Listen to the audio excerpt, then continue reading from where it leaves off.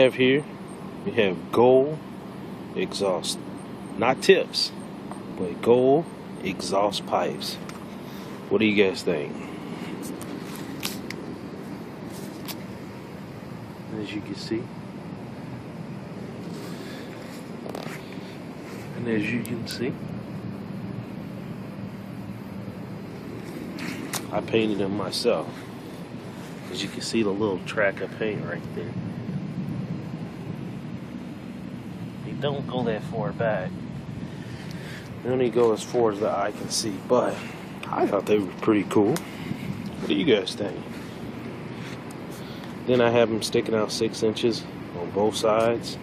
So they're not tips. Again, they're the actual pipe that the muffler shop uses. Except I just spray painted them the gold color.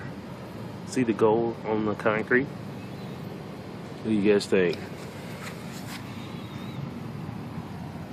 And I sprayed the inside too. What do you guys think? I got a little carbon on there. I don't know if you can see that. That was from my exhaust. I ran it yesterday. Yeah.